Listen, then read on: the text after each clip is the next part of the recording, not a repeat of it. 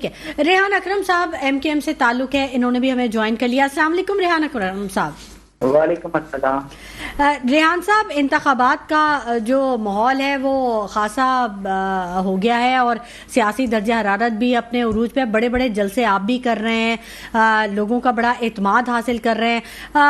Voters की क्या तवक्कुआत हैं जब आप अपने हलकों में जाते हैं, तो क्या कहते हैं वोटर्स? इतने मसाइल में घिरे हुए हैं, कराची के अवाम तो बहुत ज्यादा मसाइल का शिकार है। देखिए, वोटर तो हमेशा से उसकी उम्मीदें एमकेएम से वाबस्ता रही हैं, शहरी इलाकों की ना, सिंध के। अच्छा। तो हमें तो बहुत अच्छा रिस्पॉन्स मिल रहा है और हमारा जलसा इसी बात की गुमाजी करता है। अच्छा, तो ठीक है। तो क्या जलसा कर लेने से आप समझते हैं कि इतने सारे लोग अगर जलसे में शरीक हो जाते हैं तो आपको वोटर्स की सपोर्ट हासिल है? इस तरह तो बिलावल भुट्टो के बहुत बड़े जलसे हैं, मरियम नवाज साहिबा या नवाज शरीफ साहब बहुत बड़े बड़े जलसे कर रहे हैं, तो इसको कैसे देखेंगे आप? मतलब ये क्या गारंटी क्या है? नहीं, मैंने आपको बताया ना कि हम अपने हलकों में भी जा रहे हैं और हमें बहुत अच्छा रिस्पांस मिल रहा है। अच्छा। और उस रिस्पांस की ही बुनियाद पे तो ये जलसा जो है वो किया गया ना, पैदा कम्युनिटी की जानिब से। तो उस जलसे में फिर लोगों की शिरकत ने जो है ये साबित किया ना कि हाँ, जो हमें इलाके से रिस्पांस मिल रहा है वो तमाम लोग एक जगह जमा हुए आए और उन्होंने हमारे साथ यकजहती का मुजाहरा कि उन्होंने बताया कि हाँ भाई, यहाँ के वोटर एमकेएम थे। आप नहीं समझते रेहान साहब कि अब लोग जो हैं, जो वोटर्स हैं, वो आज़ाद उम्मीदवारों की तरफ ज़्यादा उनका झुकाव हो गया है, आज़ाद उम्मीदवारों के बारे में जानने की ज़्यादा कोशिश करते हैं, और वो अब जो जमात की जो एक सियासत है वो अब शायद उन पे इतना ज़्यादा असर नहीं कर रही, आज़ाद उम्मीदवारों की तरफ ज़्यादा तवज्जो है? नहीं, मेरे ख्याल में ऐसा नहीं है। मेरे ख्याल में तो सियासी जमातों की ही तरफ लोग जो है देख रहे हैं, क्योंकि आजाद उम्मीदवार उनके मसले का हल नहीं कर सकते। आजाद उम्मीदवार बहुत जल्दी जो है वो किसी न किसी जमात में जाके अपने जाती मसले को हल कर लेते हैं। वो कहीं ना कहीं बिक जाते हैं, कहीं ना कहीं वो अपने जाती मफाद की तरफ उनका झुकाव होता है। तो अच्छा, पाकिस्तान के लोग ज्यादातर जमातों की ही तरफ जाते हैं। सर, ये आपने बहुत बड़ा इल्जाम लगा दिया आजाद उम्मीदवारों पे। वो कहते हैं पूरी जमात बिक जाती है, फिर हम क्या करें? हाँ, नहीं, सियासी जमातें जो है वो असल में कोई ना कोई एक मंशूर लेकर आती हैं। उस अच्छा। मंशूर के ऊपर जो है वो जब वो काम करती हैं तो फिर उसको जवाबदेही होती है आवाम के सामने उनकी ना। अच्छा, ठीक है।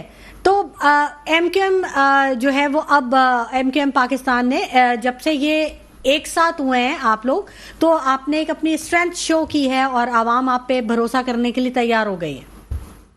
बिल्कुल बिल्कुल बिल्कुल। ठीक है। मंशूर क्या है सर जी आपका? देखिए, मंशूर जो है उसमें हम इस वक्त, मैं आपको ज़ाहिर पूरा मंशूर तो नहीं बता पाऊंगा। नहीं, दो चार चीजें ऐसी बता दें जो लोग देख रहे हैं उनको थोड़ा हौसला मिल जाए। जी जी, हम अपने मंशूर में 3 अहम चीजें जो है वो आपको मैं बताता हूँ। जी जी, जरूर। कौमी यूनिट चाहती है। देखें जी, 2008 में 18वीं तरमीम के बाद मजबूत सूबे, मजबूत पाकिस्तान की बात की जाती थी, लेकिन इस 15 साल में हमने कम से कम सिंध में ये देखा कि मजबूत सूबे होने के बाद अवाम को जो है वो रिलीफ नहीं मिल सका जो उन्हें मिलना चाहिए था, जो तवक्का थी। अच्छा। तो हम ये कहते हैं कि मजबूत डिस्ट्रिक्ट, मजबूत जिले जो है वो मजबूत पाकिस्तान की जमानत हो सकते हैं।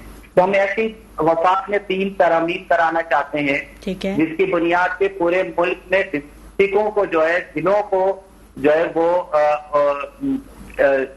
उनको जो है बाइख्तियार किया जाए, मिल सके और बाइख्तियार। ठीक है। तो एक तो ये हमारा जो है वो है कि जी, जिस तरह एनएफसी अवार्ड दिया जाता है जी, उस तरह से पीएससी अवार्ड जो है वो भी वफाक से जो है वो दिया जाए। अच्छा, जिलों को।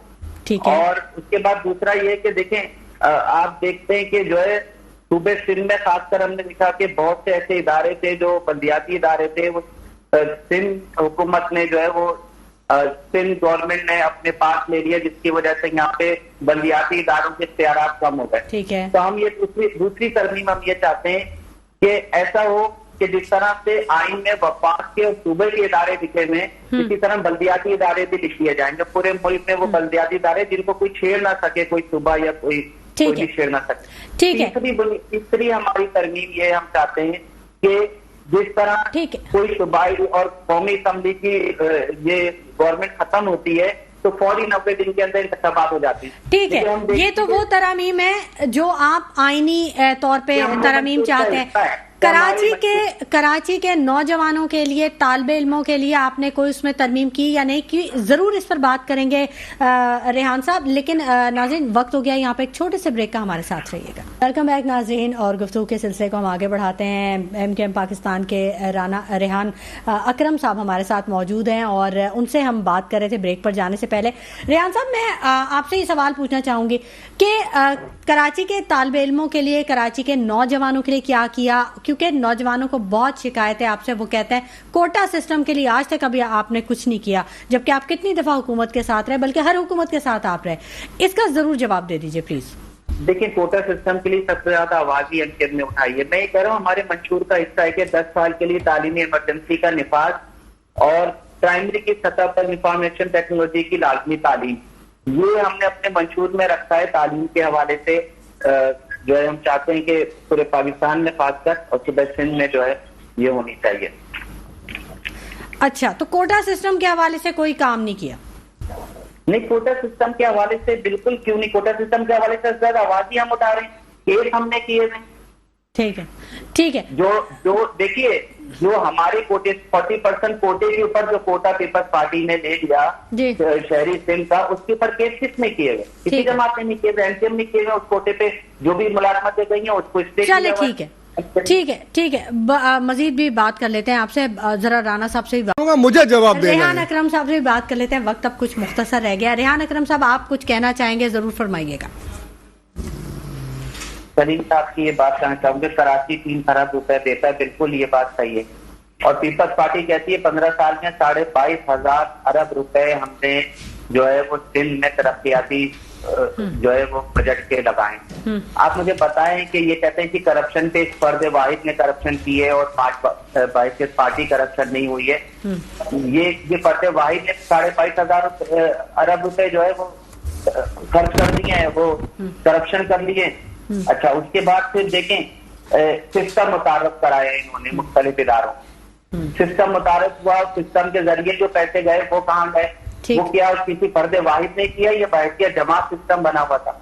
तो मैं ये कहता हूँ कि देखें, करप्शन के लिए तो एमनेस्टी इंटरनेशनल ये कहता है कि सिंध में सबसे ज्यादा करप्शन तालीम में हुई है सिंध में। तो अभी बड़े बुरे हालात हैं, 66% इंटर और मैट्रिक के बच्चों को फेल कर दिया है सर जी, फेल कर दिया। उसके ऊपर हमारी प्रेस कॉन्फ्रेंस हुई है, उसके ऊपर जो है क्या नाम है, जमात इस्लामी ने भी बड़ा स्टैंड लिया इस पे। जी बिल्कुल लिया है, और सारी जमातों को इसके ऊपर एक होना चाहिए। लेकिन ये सिंध के बच्चों के मुस्तकबिल का सवाल है, इसके ऊपर तो सबको एक होना चाहिए। ठीक है, लेकिन ये जो कुछ भी हो रहा है, बहरहाल पीपल्स पार्टी ने 15 साल में जो कुछ किया है, मुझे तो नहीं लगता कि जो है अब पीपल्स पार्टी को कोई जो है वो शहर। तो इसका मतलब है जो मरियम नवाज साहिबा कह रही थी कि 1500 मंसूबे वो पंजाब के बता सकती हैं, बिलावल भुट्टो 15 मंसूबे भी नहीं बता सकते, सिंध में उन्होंने कोई स्टार्ट किया हो या कुछ मुकम्मल किया, वो सही थे? एक युक्ति बता दें, एक मॉडल युक्ति बता दें, 1500 मंसूबे छोड़े, एक मॉडल युक्ति बता दें बिलावल भुट्टो साहब सिंध में। अच्छा, तो आप भी तो यही रहे हैं ना रेहान साहब, आपने क्यों नहीं, आप भी तो साथ थे। किसके साथ थे? पीपल्स पार्टी के गवर्नमेंट के साथ? नहीं जी, हम PDM के साथ थे, हम पीपल्स पार्टी के साथ नहीं थे, हम PDM के साथ थे, और उसका फायदा हमने शहरी सिंध सर फिर तो ज्यादा नुकसानदेह हो गया ना। देखे 40% महंगाई हो गई PDM की गवर्नमेंट की वजह से। नहीं, वो तो देखें, वो तो हमारा मौका ये है कि वो तो PTI की गवर्नमेंट को भुगता है PDM की गवर्नमेंट ने, वो महंगाई PDM की गवर्नमेंट की वजह से। मैं आपको बताऊं कि देखिए PDM की गवर्नमेंट में सर वक्त बहुत मुख्तसर है, मुख्तसर बात कीजिए जल्दी जी। शहरी सिंध के लोगों को जो सबसे बड़ा फायदा हुआ है वो मरदमशुमारी का हुआ है। अच्छा, 1 करोड़ 35 लाख के जिन लोगों को, जिस मरदमशुमारी को क्लोज किया जा रहा था, मुत्तहिदा कौमी गवर्नमेंट ने उस मरदमशुमारी को हमारे भाई 2 करोड़ 70 लाख के लाए। 3 सीटें इस वक्त सिंध से शहर में आ चुकी है, PSC और 1 NA की। ये शहरी सिंध को फायदा हुआ है PDM में रहने का। ठीक है, देखें आइंदा क्या फायदे हासिल हो सकते हैं। बहुत शुक्रिया रेहान अकरम साहब। वक्त अब खत्म हो गया प्रोग्राम का।